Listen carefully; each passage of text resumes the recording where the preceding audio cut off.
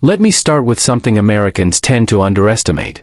Brexit was never just a British political tantrum. It wasn't just about immigration, or nostalgia, or sovereignty slogans on the side of buses.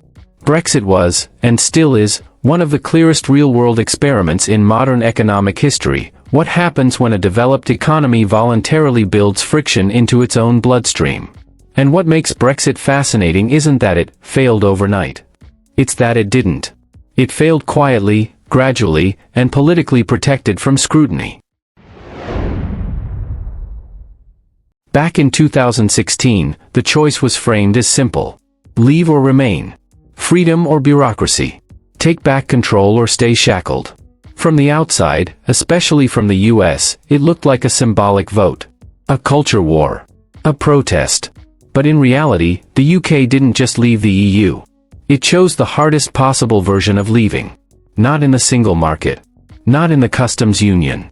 Just a bare-bones free trade agreement, the weakest economic relationship you can have with your largest trading partner and still call it trade. As one economist bluntly put it, this wasn't independence. It was economic isolation by design. For years after the referendum, Brexit supporters claimed victory for one reason: markets didn't panic. No immediate collapse. No mass unemployment. No instant recession. And that became the talking point. See? Project Fear was wrong. But here's the thing about economic damage: it rarely shows up like an explosion. It shows up like erosion. And Brexit's erosion was hidden, at first, by two massive global shocks. COVID shut down every economy at once. The Ukraine war scrambled energy prices everywhere. Those crises acted like fog. They didn't erase Brexit's effects, they masked them. Now that the fog is lifting, the outline is impossible to ignore. Let's talk about the first measurable effect. Immediately after the 2016 vote, the British pound fell about 10% against major trading partners. In theory, that should help exports. Cheaper currency, more competitive goods. Except, it didn't. British exports barely moved. Imports got more expensive. The result? Inflation rose by an estimated 2 to 3 percentage points, not because of global shocks, but directly due to Brexit. That translated into an immediate hit of about £870 per household, a silent tax that no one voted for explicitly. No boom. No export miracle. Just lower purchasing power. Here's where the comparison really starts to matter. After the pandemic, every other G7 country saw a trade recovery. Britain didn't. UK trade volume stayed flat while peers rebounded. Trade intensity fell behind. The London School of Economics found that UK-EU trade relationships dropped by about 1/3 in just the first 6 months after the new trade agreement took effect. Not trade value, relationships. Small firms stopped exporting altogether. Why? Because Brexit didn't kill trade with tariffs. It killed trade with paperwork, delays, uncertainty, and hassle. And small businesses don't have compliance departments. Before Brexit, a British company could load goods into a van and drive from Birmingham to Barcelona. No forms. No customs stops. No VAT gymnastics. After Brexit? Weeks-long delays.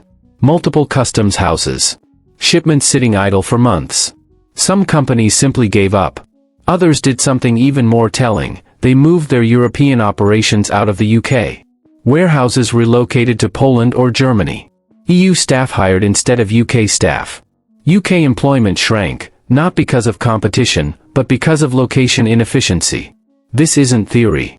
These are direct testimonies from British exporters who found it unviable to keep the UK as their European hub. Here's the statistic that should alarm any American investor. Since 2016, business investment in the UK has flatlined. Every other G7 country saw capital investment recover and grow. The UK didn't. The government tried to fix it with tax incentives, super deductions, allowances, subsidies. It didn't move the needle. Why? Because investment hates uncertainty more than taxes. And Brexit introduced permanent uncertainty into the UK's economic direction. Where are we aligning? Which rules apply? Will standards diverge again? No one knows. So capital waits. Or leaves.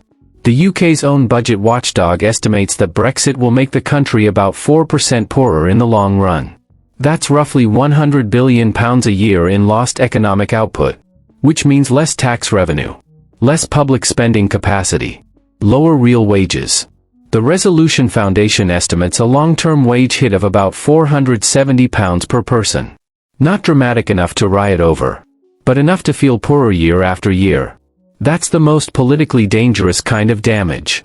Here's the most important part, and the least discussed. There is a conspiracy of silence around Brexit. It spans parties. Conservatives can't admit the trade-off because Brexit was their flagship project. Labour avoids the topic because reopening Brexit risks alienating voters they just won back. Even institutions tread carefully. The Bank of England rarely discusses Brexit explicitly. Ministers blame COVID. Then Ukraine. Then, global conditions. But when you compare Britain to countries that faced the same shocks without Brexit, the gap is obvious. Brexit isn't everything. But pretending it's nothing is absurd. Let's continue, because this is where the Brexit story stops being about trade mechanics and starts being about how modern economies actually work, and what happens when politics pretends otherwise. Now we need to ask the harder question: if Brexit was supposed to unlock freedom, flexibility, and growth, where did all of that go? Brexit advocates promised three big dividends. Deregulation would unleash growth. Global trade deals would replace Europe. Sovereignty would allow smarter, faster policymaking. None of these materialized in any meaningful way. Not because politicians failed to try, but because the assumptions were wrong. One of the most persistent Brexit myths was this idea that EU regulations were a dead weight on the British economy. Cut the red tape, and business would flourish. In practice, the opposite happened. Why? Because regulation doesn't disappear when you leave a bloc. It duplicates. British firms now face two options: follow UK rules to sell domestically. Follow EU rules as well to export. Which means compliance costs went up, not down. For manufacturers, food producers, chemical companies, and pharmaceutical firms, this created a nightmare scenario: two standards, two certification systems, two audit regimes. Many simply chose to abandon the smaller market, Britain, and focus on the EU instead. Deregulation sounds empowering until you realize that scale is power, not sovereignty. Then there was the promise of global trade deals. Global Britain, they said. Singapore on Thames, they said. But trade doesn't work like a shopping list. It works like gravity. The EU accounted for roughly 45% of UK exports before Brexit. The United States accounted for about 15%. Replacing your largest, closest trading partner with distant ones requires one thing: massive cost advantages. Britain doesn't have them. So what happened? The UK signed multiple trade deals, but almost all of them were rollovers of existing EU agreements, not upgrades. The much-hyped Australia deal? UK government analysis itself showed it would increase GDP by just 0.08% over 15 years. That's not a dividend. That's statistical noise. Now let's talk about the most awkward truth in the entire Brexit saga.